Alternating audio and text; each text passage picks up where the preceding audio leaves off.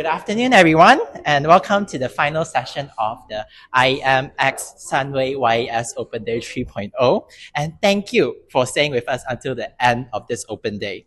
So today's session will be a part of our forum series called Sembang Chillex. And we are diving into a question that I think every student would have asked themselves throughout their journey: CGPA, skills, or network. What really gets you hired? So we're happy to have an amazing panel lineup to explore this with us. And as a little bonus, we'll also be having a lucky draw at the end of the session. So to be eligible, you just have to fill in the feedback form after the session, yeah? So stay with us until the end. And just a quick introduction. My name is Ethan Ta Chi Hang. I am a student here in Sunway University, and I will be your moderator today for this forum. So let's keep things casual and open. So don't be shy to share your thoughts later on. So before we introduce our panelists, let's get everybody involved. Next slide. So on the screen here, you can see a QR code that links to our pigeonhole. And this is where you can submit your question at any time.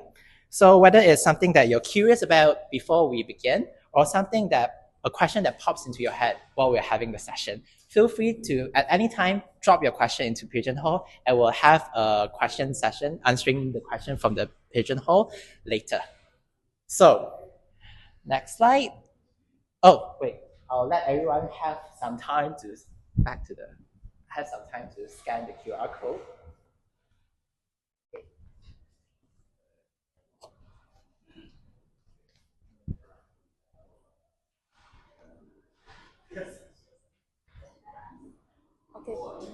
Okay.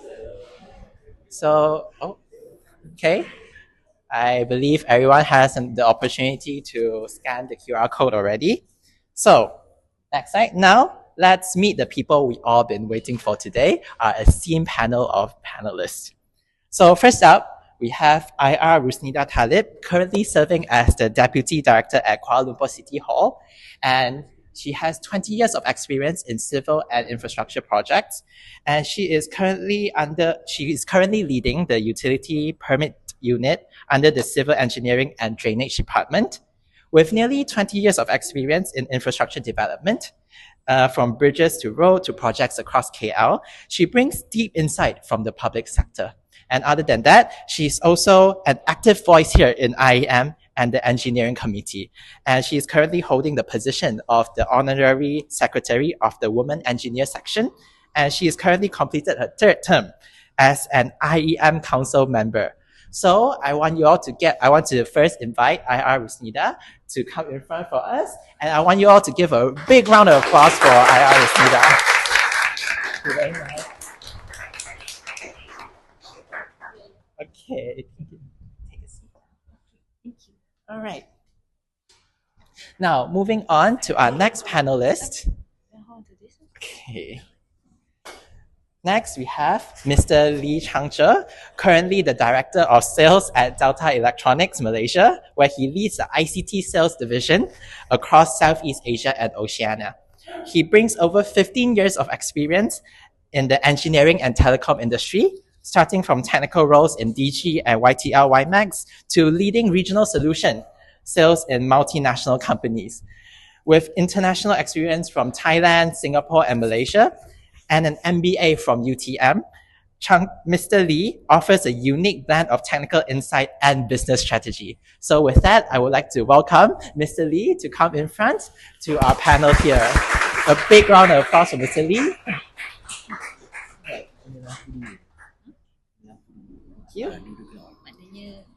Lastly, moving on, our next panelist is Mr. Yao Jinhui, the Senior HR Business Partner at Schneider Electric. So with over 10 years of experience in human resources, he has led roles in talent acquisition, HR strategy, and project management across various industries. So before joining Schneider in 2022, he was instrumental in growing TikTok Malaysia's workforce from 300 to over 3,000 employees. So Mr. Yao brings a deep passion for building inclusive workspace and shaping future-ready talent in this digital era. So with that, I want to welcome him to the front, to the panel, and I would like to have a big round of applause for him as well. Thank you very much. Okay, I'll take my seat as well. Mike. So let's jump right into our panel discussion. We'll be asking each panelist some focused questions and based on their background. And throughout the session, do remember, feel free to drop any questions you have into Pigeonhole. We'll answer them after the focus questions. So let's begin with a very general question that I believe a lot of students here have thought of before. So did I focus on the right thing in uni? Is great skill or networking more important? All right, so let's go on. So I have my first question is for IR Rusnida. So IR, you have worked your way up to becoming the Deputy Director at DPKL. That's very inspiring. And when you think back to your early career, what actually helped you get your foot in the door? Is it your CGPA, your network, or the skills you brought in? Okay. Okay, I think can hear, right? Or I need to speak more louder.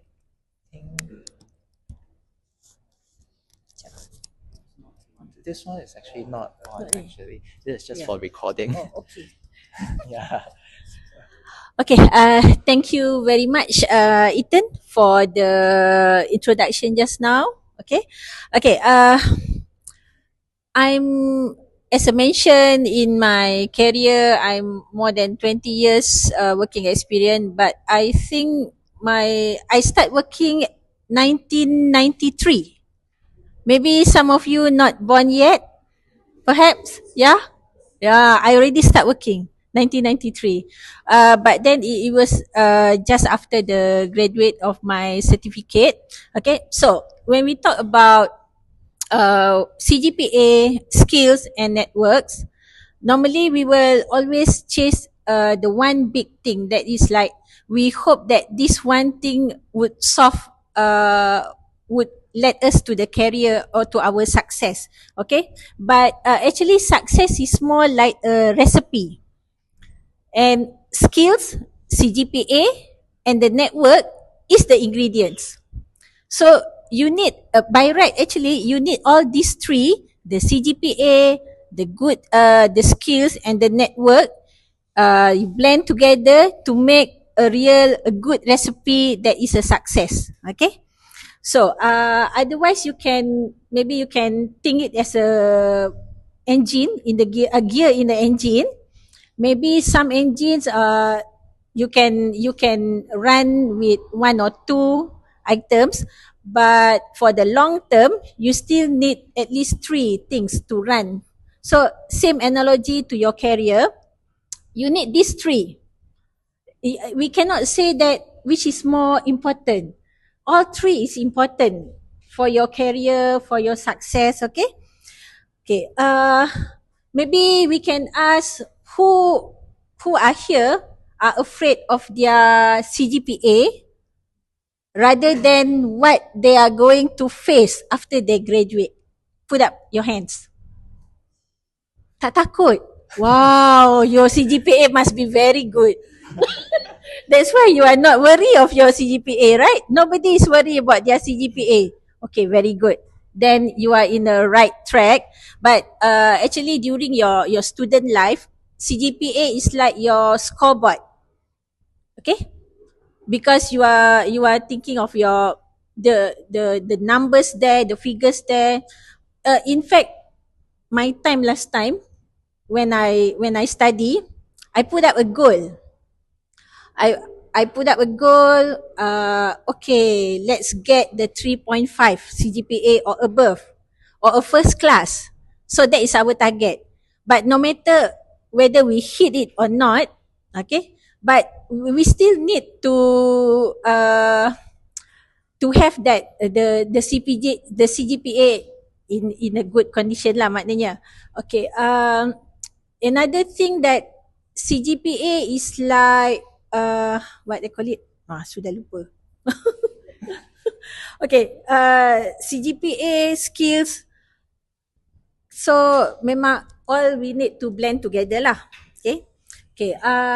If we think that why CGPA is still matters, because if you have a good CGPA, when you go to your recruitment, a good CGPA tells that you are a good you have a good things to, how do I say it? Maybe like you have like a good You are committed. Okay, those who have a good CGPA, that shows that you are committed, you can follow the deadlines, and maybe some of the employers, some of the multinational company, maybe some like companies, they see it as a good point. But then the truth is, after you get your job, nobody cares about your CGPA, right? Your colleague won't ask you, how are your CGPA? How come you can get this job? What is your CGPA? Is it 3.5 or is it 4 flat? Nobody will ask, But then it is still a strong indication for you before, during the interview, during your recruitment, at least to put you in the top of the list. Maybe during the interview there are 5 candidates, 10 candidates, okay? So some maybe 2 point something, some maybe 3, some maybe 4, and then plus another your skill you have, your networks you have, then maybe you can get the job. Okay, when we talk about the skills also important in your resume. Whatever skills you have, be it using a computer software, your even the simple Microsoft Office, maybe some of the skills that you know to presentation and etc., that will come in handy in your resume. And plus the soft skill, because we need the soft skill for you in the workforce, for you to negotiate, for you to deliver your points, for you to involve in the outside people, maybe the stakeholder, the contractors, the clients. You have to gain their trust. You have a negotiation skills. So if you have all that, put it in your resume to show that, I have this, I have that skills. Okay? Not only the technical skills that you have, but soft skills that you have learned before. And about the network, I'm sure if you are still students, your networking will be around your lecturers, professors, and your friends. But this is by joining IEM, okay? I think some of you maybe the IEM student members, right? So IEM is a good platform for you to have a networking outside your environment. Because maybe currently now, your networking is only your professor, your lecturer, and other faculties, friends, and so on. But if you join the IEM, you will meet those people outside of your this Sunway University. Okay, you get more networks. Who knows that during this open day or during some event under organized by IEM, you will meet another prospect employer. You see? So in terms of networking, during study, get involved with student members, be a representative as Ethan, very active, okay? That's a good point also that you can put in your resume. I think that's all. All right, thank you for that very comprehensive and insightful answer. So I will now move on to Mr. Lee. Okay. Oh, all right. Sorry. Just pass it on. Thank you. So, from your experience at the company side, what really makes a fresh grad stand out from the others? Is it their academic record, the way they present themselves, or something else entirely? Yeah, I'm quite agree with what point Rusnida been telling just now, and but looking at fresh grad coming to work in industry or companies, actually as a fresh grad, of course, your CGPA is on the paper. We make sure that you have the right fitting skills to work in this particular role. But I pay a lot of attention to the personality of a people. How do you address yourself, or how do you address the questions, or whether are you listening correctly to the question being asked, and whether you know the answer or not, but you've been trying to answer the questions. And all these things are actually very important to have a good career working in an industry. So I will look a lot into the soft skill of a fresh grad, because I think that actually differs a person or an engineer in the market.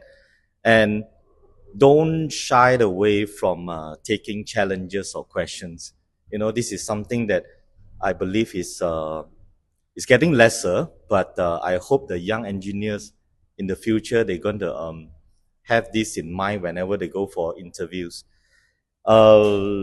Soft skills, of course, including of answering questions, speak well, and then your attitude, you have to portray it from the interview side.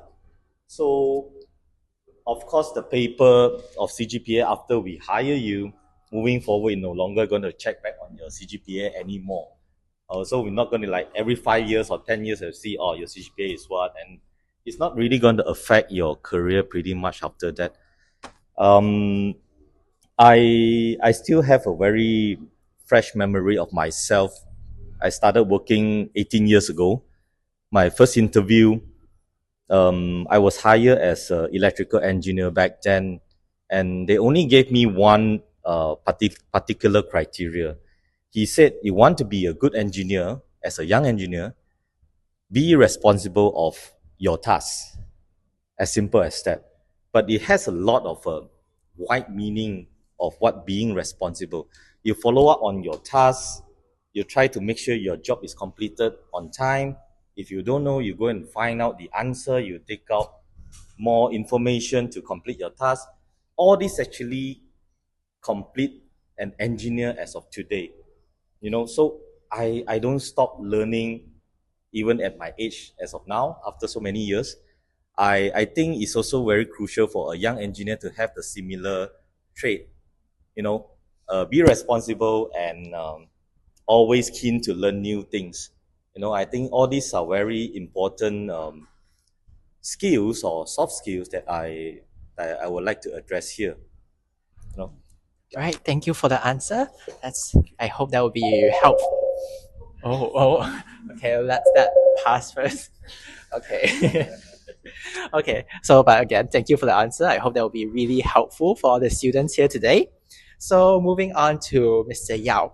So let's talk about skills. What kind of technical or soft skill do you find most lacking? Or on the other hand, what is the most impressive soft skill or technical skill that fresh graduates have when they are applying for the company? Very good questions. I think let me answer it portion by portion first, right? In terms of technical skills, still a bit lacking, right? I think if I answer this, a bit biased because I'm from a sustainability company, right? So definitely I will say is the green skills, right? Why so? Because you can see in Malaysia, right? Recently we've been getting a lot of investments, data centers and everything, right? Why? Is because there's a need already, and you know how much electricity one data center consumes, right? Which is huge, right? So you can see there will be more and more investments into technology, AI, and data centers and everything, right? And that is where green skills is the most important skills. If not, we won't see greeneries already in the next 20 years, right? So that is why there's a need to have green skills, right? If we look into soft skills, right? Soft skills is a lot. But let me boil it down to, I would say 3, right? First thing, I think is really true. Continuous learning is very, very important, right? Why? Is because I can tell you, Schneider people will say it's an E&E company. It's an energy management company, right? Right now, We don't call ourselves as energy management company anymore, right? We call ourselves as industrial automation, right? We call ourselves, we pride ourselves in terms of sustainability, electrification, automation, and digitalization. So you can see it's moving out of the traditional E&E background already. And I think many companies are doing that already, right? They call themselves no more as a traditional E&E company. They call themselves as either a digital company or tech company already, right? So continuous learning is important because the traditional E&E engineers, right? You guys will be exposed to AI soon, or even right now, right? So that is where continuous learning is there. Second thing I would say is in a large organization setting, right? Especially like for Schneider, right? We deal with local, regional, global team all at once, right? We need to have very good people skills. And that is, I would say, it is a skill learned by experience. Immerse yourself to external opportunities and everything. Why I say so is because when you deal with the local team, we need to answer to local context. When we deal with regional and global team, they have different contexts that we need to answer to, right? So we need to know how to cater our communication and work together well with different levels. And the last one, I will say, let me see, because there's a lot actually in soft skills, right? Okay, I would say this is very important and very realistic, right? I would say you need to have very good resiliency, right? Why is because in a normal business environment, right, you will always experience up and down. It's very normal, right? Right now, data centers is booming. 3 years later, is it still going to be, booming as it is right now, right? Maybe other segments are going to boom already, right? So one thing is, whenever you experience a business slump, which happens sometimes, right? You need to be able to tough it through, right? Many people, I'll tell you, they will go into, when a business is slumping, right? It's a cycle. It will always go up again, right? But many people, they give up during the slumps. And that is a bit of a waste because we see people learn more through the slumps as well. Not only when things are all happy and all well. Yeah. So I think did I answer all the portion? Or yes. Yeah. What about and on a related note, what about skills that you find, one or two that you find very impressive in fresh grads? I would say the ability to be very agile, right? This is very impressive for me because I've seen fresh grads, moving very fast across different business units, even into business units that they are not familiar with, right? And surprisingly, I've seen even business students that can do well in a engineering role, commercial engineering role, right? I know it's not easy. I even asked one of my colleagues, how did she survive actually, right? Actually, it all boils down to all the qualities that I mentioned there, right? But it is the ability to be agile. That means if I'm a business student compared to an E&E student, right, learning all the technicalities, it will be an uphill battle for sure, right? But why she can do very well, right? Right now she's a manager, right? Is because she's able to take the challenge, right? She's able to adapt very fast. And that is very important. And it's going to be even more important as time goes by. You see how fast AI has been moving, right? Last time was ChatGPT. Now DeepSeek.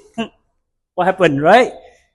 As a result, people also must change fast, must be agile fast. Yeah. Okay. All right. Okay, thank you very much for that very insightful answer. Now I'm going to look back to IR Rusnida. So just now you mentioned the importance of joining IEM and networking through that, right? And so looking back, did networking play a very significant role in shaping your career? Okay, I started joining IEM, I think somewhere around 2019. Started with a conference. That because, okay, I'm working in the government sector, Kuala Lumpur City Hall. So it is like at one particular time, you feel that you need to look or to see a new people. If not, you are just looking at your office mate. From every day, you are looking at the same people, you know.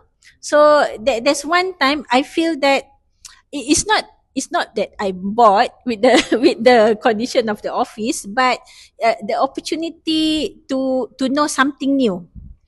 So when I saw this advertisement by IEM looking for a volunteer for a conference, Women Engineers Conference in Kuala Lumpur Convention Centre, then I told myself, why not I join this as a volunteer so that I meet new people. So that's where I started. First at the Women Engineers, and then until now, meet new people. A lot of consultants, a lot of companies there. Some of the from the presidents to the deputy presidents to the vice to the all the committee members. So from there, starting from the Women Engineers, then I run for the council. So that's for the 3 years I'm in IEM council. It's like more what we can say a special, not special, but quite a high rank lah juga. Okay, in the IEM structure. So being in the council, you have the opportunity to attend, to meet up not only Malaysia, not only IEM. You get to know ASEAN.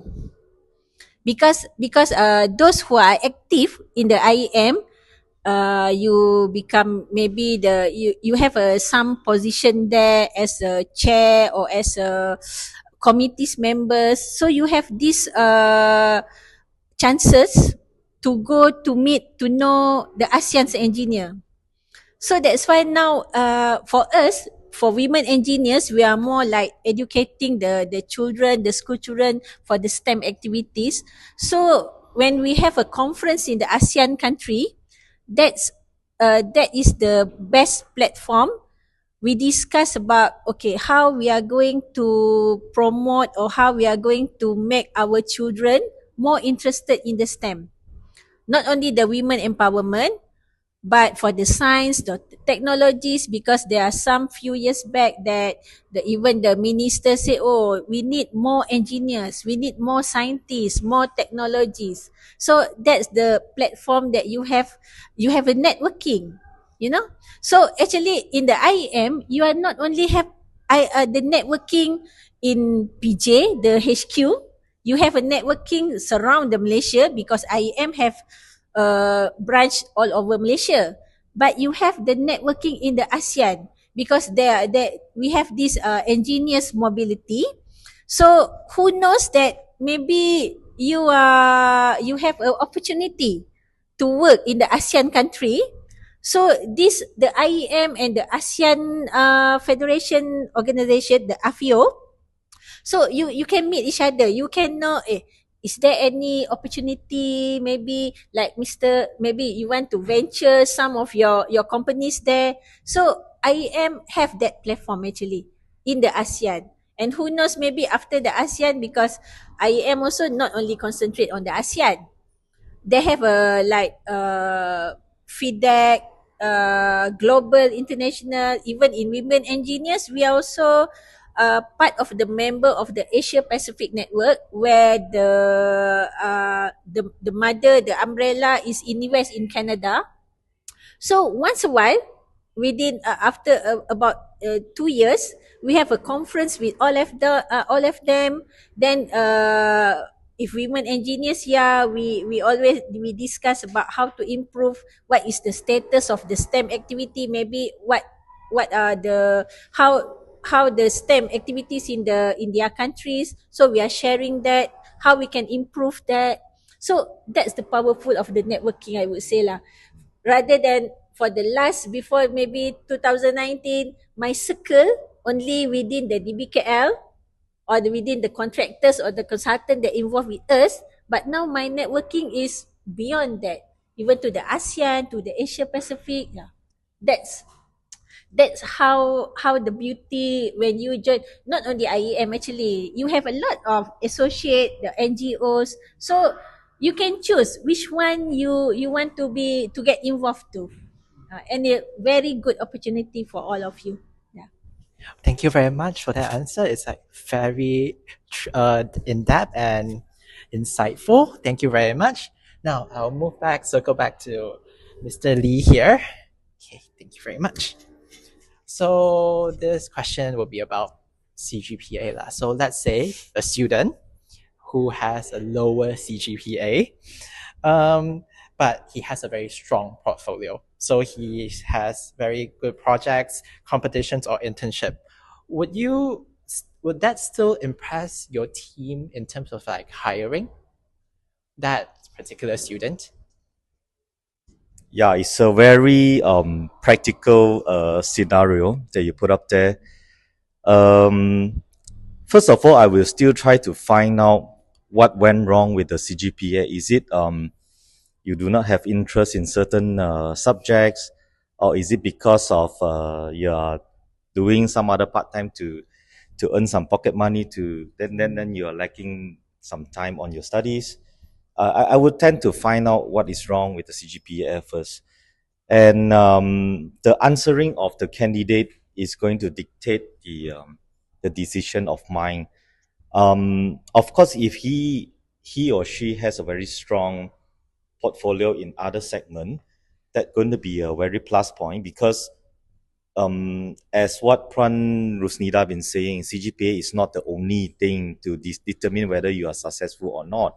So as a start, I tend to find out the reason, and eventually I'm going to evaluate the candidate as a whole, as in overall, to decide whether this particular person is suitable for the role that we are looking for or not. So I don't push away a low CGPA or something, because he could be the right personality to work. He has always asking the right question. I like people that always like to ask question. You don't shy away from asking, because that will give you a good chance to learn, to get a valuable answer, I would say.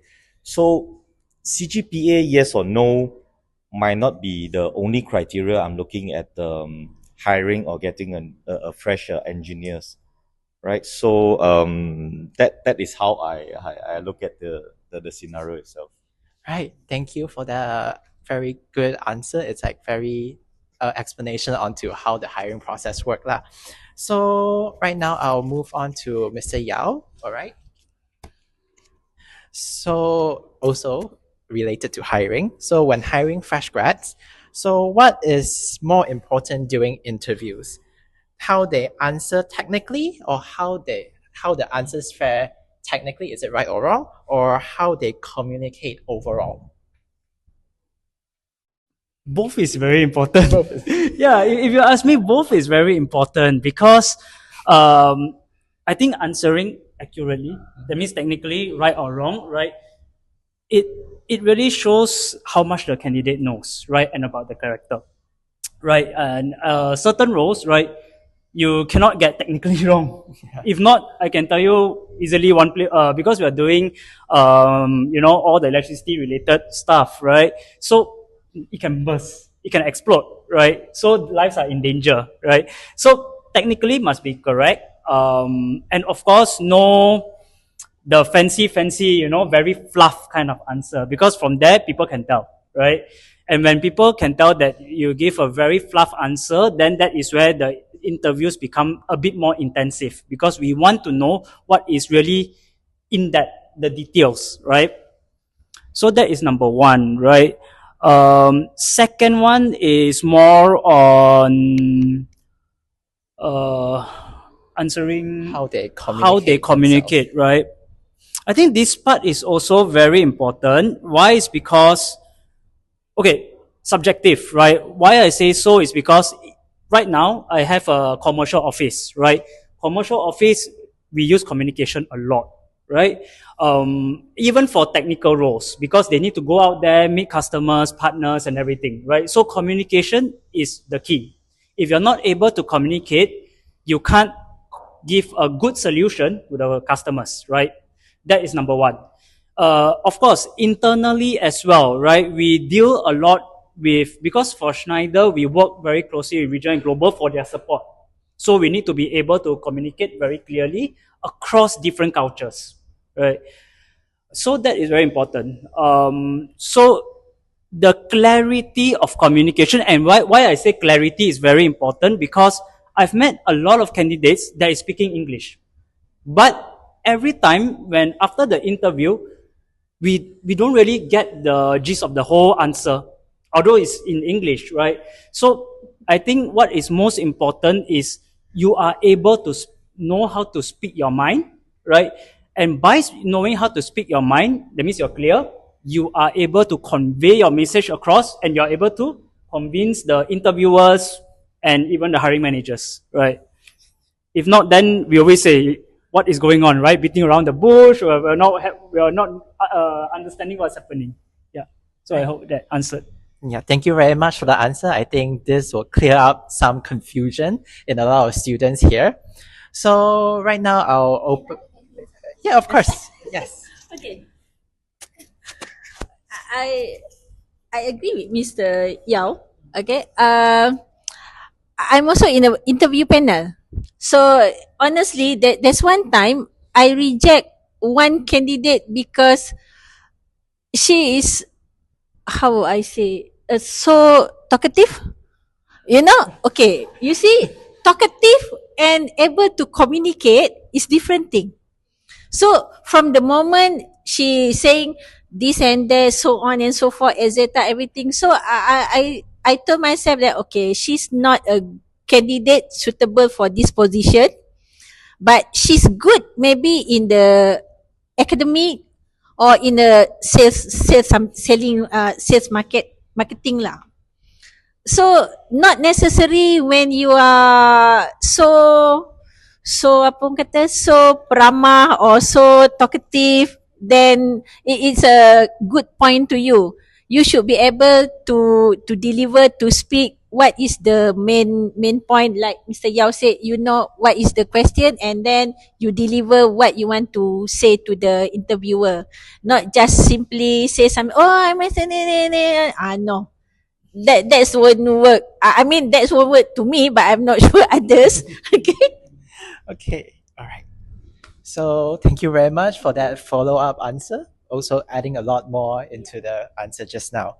So right now I'm going to open the floor to questions from the audience. So remember, we still have our pigeonhole open. You can still submit your questions here in the QR code right here. I'll give them some time to scan. Okay. Don't be shy to ask questions. Yes, don't be shy. No, I thought they dropped some questions in the region hall. Is there Okay. Oh, okay. So, okay. So this will be like an open discussion. So any one of the panelists who wants to answer, I will be open to you guys. So the first question.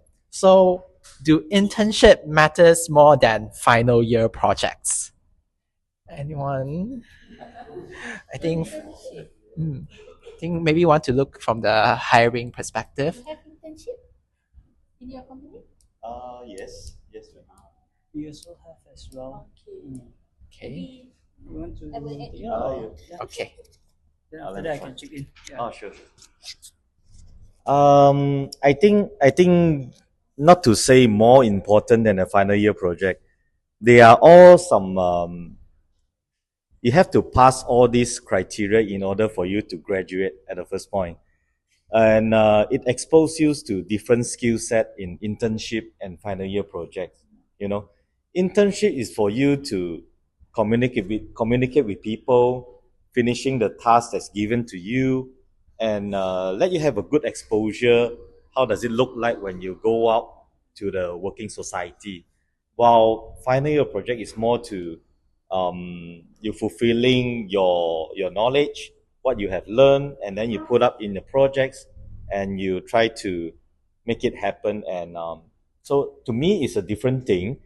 They are equally important because it's carry different weightage in your studies, I would say. Thank you. And echoing, it's really true. I would say equal importance must be placed on both, right? Why is because, right, internship gives you industrial experience, and during our interview session, we do ask as well about your final year projects, right? Why is because it gives us a flavor, because internship, maybe we can see one area only, right? Final year projects, we get to see you in action during your university time, right? How you work together. I don't know, some final year projects might be individual or groups, right? How you work together with your peers as well. Because in corporate, we also work a lot with our peers, right? So I would say never one is more important than another, right? After all, if you don't have your final year project, you cannot graduate also, right?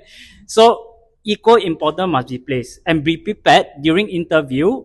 Not only emphasize on your industrial training, also emphasize on your final year project, but make it impactful, right? Not I just did this and that's all, right? So think of it this way. Okay. So anything to add? No.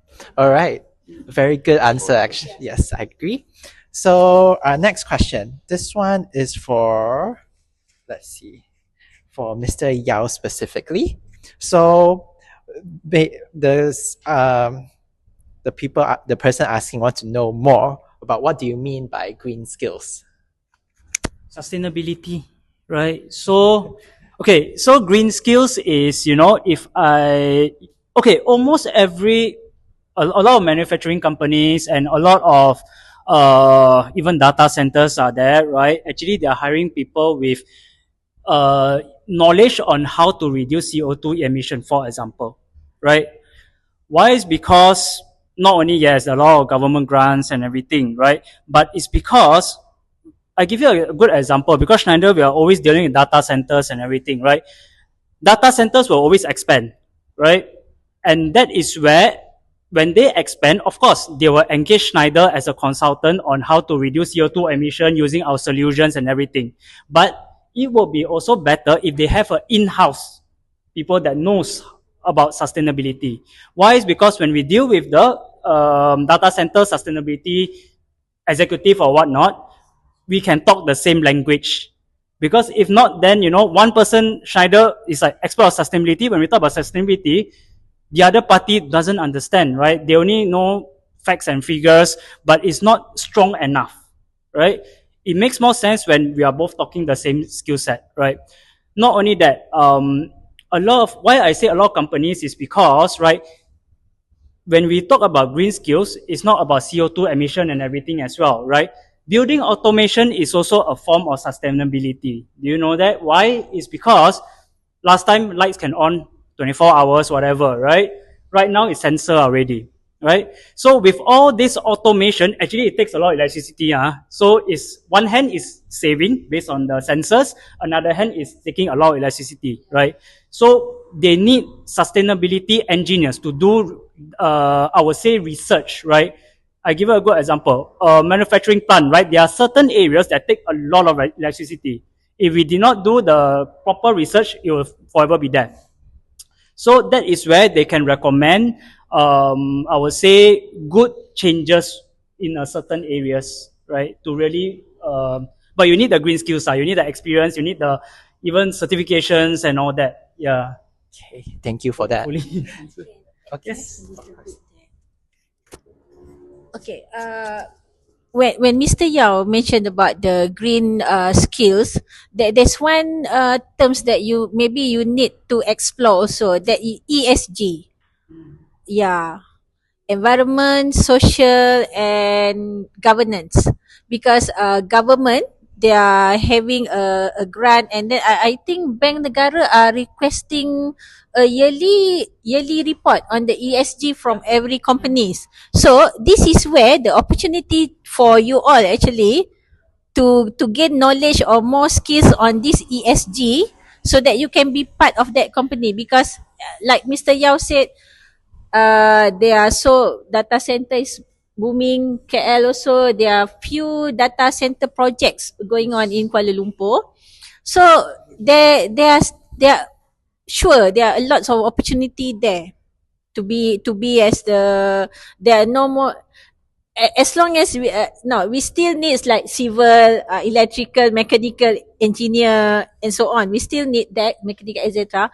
But this is the one new explore that you need to explore, a new thing that you need to explore, like environment, sustainable and so on. Okay? Right. And maybe I can add something here. Sorry. No, actually, it's true, right? Not only I would say technology companies and everything, right? Think of it, oil and gas companies, right? All the while, we never thought that they are sustainable, right? Because they are drilling the earth and everything. But I can tell you, of course, I cannot disclose the company name, but a major oil and gas company, right, that we are working with, right, they have a need about to reduce what carbon payback are, meaning that Carbon offset. carbon offset or something like that, right? Whereby even for oil and gas company, they need to do this project one, right? And that is where they will also sell back what are the carbon credits to the government or something like that, right? Something like that, yeah. So you can see oil and gas company, they will never talk about sustainability maybe 5 years ago. Right now, they need to do it already. No choice. Right. Thank you for that very insightful answer from both of you. It's very good explanation on green skills. So this will be the last question for today due to time constraints. So this would be a very interesting one. Sometimes there is a gap between what we learn from academic and what the industry needs. So how can we as students close the gap in between, and what will help fresh graduate to get ready to work? So yeah. It's like government policy. More of government, I think the policy of the government. Okay, I try. Okay, yeah, we know that the problem exists. I think on the board engineers Malaysia, they are doing they have this some committee to look into what are the requirement from the industry, and they also close working together with the higher learning institution like with the university, college and etc. What can the university, the academic provide to fulfill what is the required by the industry? Because sometimes a lots of university, college now in Malaysia, you can a lot of they are offering sometimes the same, almost the same qualification, the same engineering fields or whatsoever, but there are times like when they graduate, when they start to work, they don't really apply what they have learned. So we have that question sometimes, I learned this for how many years? Even when I'm working, not even once I use it. You know? For example, like people said like additional maths. So we learn that from from 1 until from 5, and then during the college. But then when are we going to use it in working? You know, some people are asking, but actually that's where from what I can say, that the government is doing their best to accommodate each other, meaning that we try to get, okay, what are the industry looking at now? For instance, like nowadays, IT, AI, digital transformation, digital twin, smart city, all are booming. So that's why we have a Ministry of Digital. So this Ministry of Digital, they have under their agency, they have a grant. They provide a grant for those youngsters who like to start up their business in the digital, in the AI, and so on and so forth. So maybe this ministry, they can look into the gap. What is the gap between the college, the academic, and the industry? But I believe they are doing something on it. Maybe it will take some times to make sure that the gap become to reduce the gap between the industry and the academic needs. Okay. Maybe I can add on something. Recently, I noticed some universities actually they are trying to adapt to the current trend as well. That they rebranded Faculty of Engineering to become a Faculty of AI Engineering. So it's actually going along with the market trend, and multiple parties, they are doing their part in order to close the gap. But as a young engineer or candidate yourself, how do you close the gap? It goes back to the same thing that I tried to mention just now. Do not ever stop learning. You know, getting into the working society doesn't mean that you start looking for money, looking for power or something. It's actually, we keep on learning new things, or else you will be, let go or expendable. You'll be expendable. So that's how we try to close our gap by ourselves, while the government or the society or the schools are doing their part in helping all the students to close their gap. So I think that is one of the way to tackle the issue. Thank you. And one thing I will agree, right? Because the Ministry Digital, I think you're referring to MDEC, right?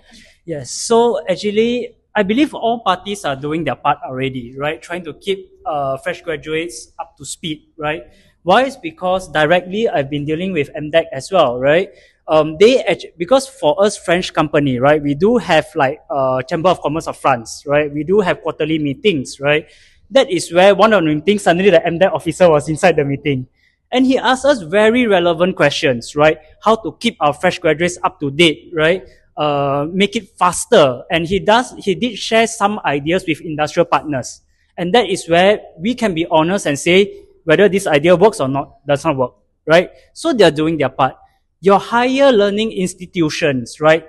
They are quite aggressive in a way that why they want to partner with industrial partners and everything, right? Why they want to sign MOUs. It's because we can also provide not only all the sponsorships and everything, right? A lot of our people as well, they sit in the education, the university's education advisory board or something, right? They meet every 6 months once, right? And they will talk about relevancy of the education. And that's where we can give feedbacks. For example, we always say internship should be more than 3 months, right? It should be 6 months, right? So that is where they take all this into inputs and see whether things are doable or not, right? So higher learning institution is doing their part. And for organizations, I believe it's a two-way road, right? Number one, you need to have the learning agility and passion.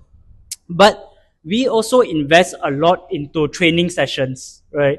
And I think a lot of organizations also have the online learning, right? Which is freely accessible to all employees, right? But that is the thing, whether it is being used or not, right? So even for my side, I asked my team as well to track, right? How much learning are we really investing on? One hand, we can invest a lot of learning, but another hand, there's nobody interested. So that's why it needs, they say 2 hands to clap lah, right? To really make it happen. Yeah. Right. I'll just hold on. Okay. Thank you. I think this concludes this panel discussion for today. I want to extend my warmest thank you to the panelists for coming here and giving insights and helping and giving knowledge to all our students who are here today.